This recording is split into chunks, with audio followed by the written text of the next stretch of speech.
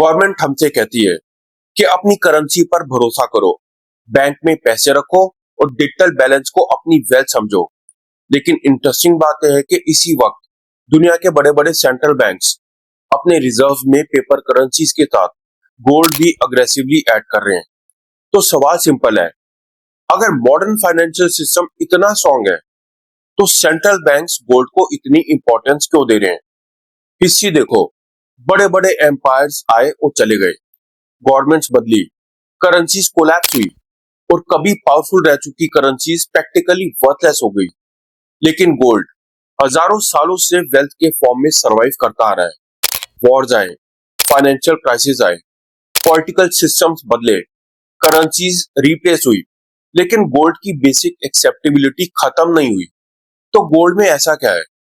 Normally हम किसी चीज की वैल्यू उसकी यूटिलिटी से कनेक्ट करते हैं। ऑयल वैल्यूएबल है क्योंकि कार्स, फैक्ट्रीज और एयरप्लेन चलाता है। कॉपर इलेक्ट्रॉनिक्स और पावर ग्रिड्स में यूज होता है। लैंड पर होम्स, ऑफिसेज और फैक्ट्रीज बन सकती हैं। लेकिन गोल्ड गोल्ड ना इंटरेस्ट देता है, ना डिविडेंड, ना रेंट। फिर भी सरकारें इसे हाईली सिक्योर वॉल्ट्स में ट्रेजर की तरह स्टोर करती हैं। इसका रीजन समझने के लिए फाइनेंस से पहले थोड़ी केमिस्ट्री समझो। किसी मटेरियल को पैसा बनाने के लिए कुछ स्पेशल क्वालिटीज चाहिए। वो इजीली खराब ना हो, लिमिटेड हो, स्मॉल यूनिट्स में डिवाइड किया जा सके, ट्रांसपोर्ट किया जा सके और सबसे इंपॉर्टेंट, उसकी सप्लाई को कोई भी अथॉरिटी जब चाहे अनलिमिटेड क्वांटिटी में क्रिएट ना कर सके।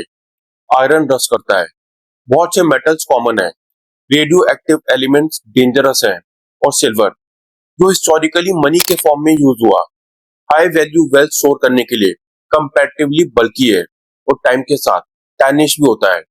गोल्ड इन सभी प्रॉब्लम से लार्जली फ्री है। गोल्ड रस्ट नहीं करता। हजारों साल पुराना गोल्ड आज भी मेल्ट करके रीयूज किया जा सकता है। छोटी क्वांटिटी में बहुत हाई वैल्यू कैरी की जा सकती है। और सबसे इंपॉर्टेंट, गोल्ड नेचुरली स्केर्स है। गवर्नमेंट इलेक्शन से पहले मीटिंग करके गोल्ड की सप्लाई डबल नहीं कर सकती और सेंट्रल बैंक कीबोर्ड पर नंबर्स टाइप करके फिजिकल गोल्ड क्रिएट नहीं कर सकता। लेकिन गोल्ड की रियल पावर सिर्फ उसकी केमिस्ट्री नहीं थी, उसकी रियल पावर थी ट्रस्ट। आज हम मनी को नोट्स, बैंक बैलेंसेस और यूपीआई स्क्रीन पर दिखने वाले नंबर्स के फॉर्म में देखते हैं, लेकिन मनी एक्चुअली एक सोशल एग्रीमेंट है। मैं मानता हूं कि तुम्हारा 500 रुपए वैल्यूएबल है, तुम मानते हो कि मेरा 500 रुपए वैल्यूएबल है, और हम दोनों अज्यूम करते हैं कि कल कोई थर्ड पर्सन भी इसे एक्सेप्ट करेगा। That is money. हिस्ट्री में गोल्ड और सिल्वर ने ये ट्रस्ट बिल्ड किया। प्रॉब्लम सिर्फ इतनी थी कि फिजिकल गोल्ड कैरी करना इनकन्वीनियंट था, इसलिए लोग गोल्ड बैंक्स में डिपॉजिट करने लगे और बदले में पेपर रिसिप्ट्स लेने लगे।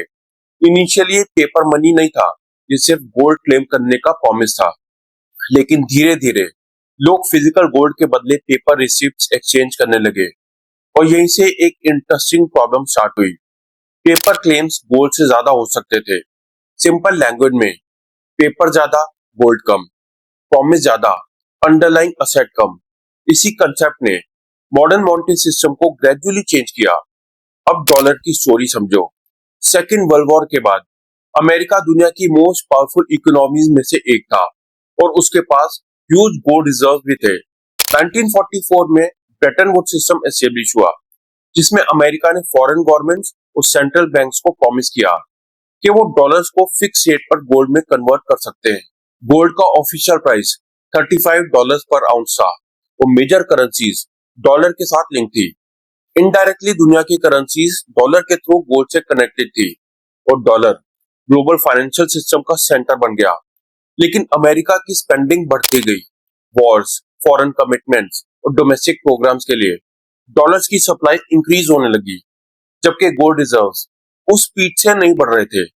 फॉरेन कंट्रीज को डाउट होने लगा कि क्या अमेरिका के पास हर डॉलर के बदले इनफ गोल्ड है। कुछ कंट्रीज ने डॉलर्स रिटर्न करके फिजिकल गोल्ड डिमांड करना स्टार्ट किया और यूएस गोल्ड रिजर्व्स पर प्रेशर बढ़ने लगा। फिर 15 अगस्त 1971 को प्रेसिडेंट रिचर्ड निक्सन ने अनाउंस किया कि अमेरिका डॉलर की गोल्ड कन्वर्टेबिलिटी टेम्पररी सस्पेंड कर रहा है। टेम्पररी कहा गया था, लेकिन गोल्ड विंडो दोबारा कभी नहीं खुली। ये मॉडर्न फाइनेंशियल हिस्ट्री का मैसिव टर्निंग पॉइंट था। अब dollar directly gold backed currency नहीं रहा, और दुनिया फिएट मनी सिस्टम की तरफ चली गई। रुपी, डॉलर, यूरो और येन जैसी मॉडर्न करेंसीज फिएट करेंसीज हैं, जिनकी वैल्यू किसी फिक्स क्वांटिटी ऑफ गोल्ड से नहीं, बल्कि गवर्नमेंट, इकोनॉमी, फाइनेंशियल सिस्टम और पब्लिक ट्रस्ट से सपोर्टेड होती है। फिएट मनी ऑटोमेटिकली फेक या स्कैम नहीं है।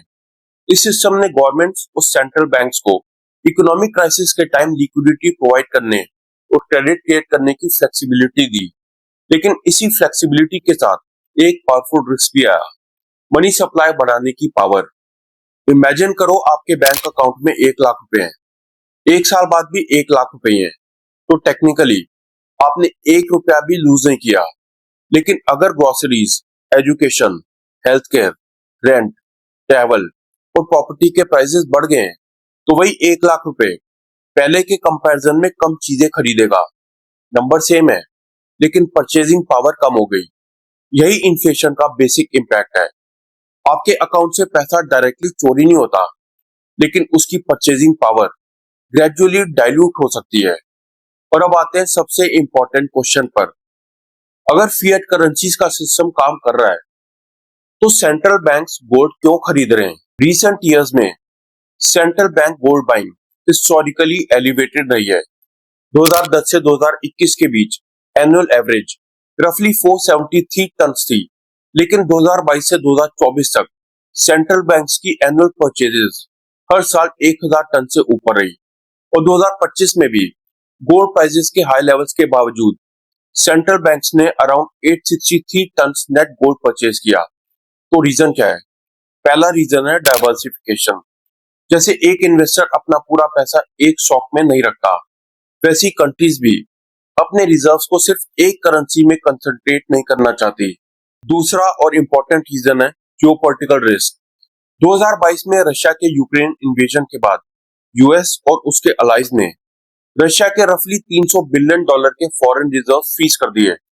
इस इवेंट ने सेंट्रल बैंक्स को एक इंपॉर्टेंट रियलिटी रिमाइंड कराई। फॉरेन करेंसी रिजर्व्स टेक्निकली आपके हो सकते हैं, लेकिन अगर वो किसी दूसरी कंट्री के फाइनेंशियल सिस्टम में होल्ड अप है, तो जियोपॉलिटिकल कॉन्फ्लिक्ट के टाइम उनकी एक्सेसिबिलिटी पॉलिटिकल डिसीजन से अफेक्ट हो सकती है। लेकिन अपनी कंट्री के कंट्रोल्ड वॉल्ट में रखा फिजिकल गोल्ड किसी फॉरेन फाइनेंशियल सिस्टम की लायबिलिटी नहीं होता। तीसरा रीजन है uncertainty. High global debt, wars, currency volatility और फाइनेंशियल इंस्टेबिलिटी के एनवायरनमेंट में गोल्ड पोर्टफोलियो के लिए एक टाइप के मॉनेटरी इंश्योरेंस की तरह काम कर सकता है। लेकिन यहाँ पर एक इंपॉर्टेंट वार्निंग है। इसका मतलब ये बिल्कुल नहीं है कि अपना सारा पैसा आप गोल्ड में डाल दो। गोल्ड कोई परफेक्ट इन्वेस्टमेंट नहीं है। गोल्ड इनकम जनरेट नहीं करता।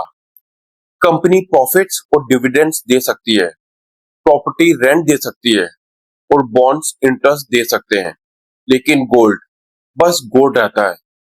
लॉन्ग टर्म में गोल्ड इक्विटीज को अंडर परफॉर्म कर सकता है, शॉर्ट टर्म में प्राइस शार्पली फॉल कर सकता है और हाई प्राइसेस पर फोमो में खरीदा गया गोल्ड लॉसेस भी दे सकता है।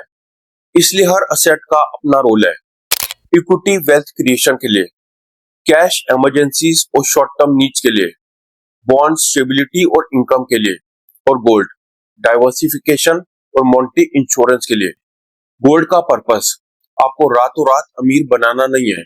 गोल्ड का पर्पस पोटेंशियली उस वेल्थ को बचाना है जिसे inflation, currency depreciation, geopolitical risk या फाइनेंशियल इंस्टेबिलिटी अफेक्ट कर सकते हैं। शायद इसीलिए सेंट्रल बैंक्स गोल्ड को सिर्फ ज्वेलरी या शाइनी मेटल के फॉर्म में नहीं देखते।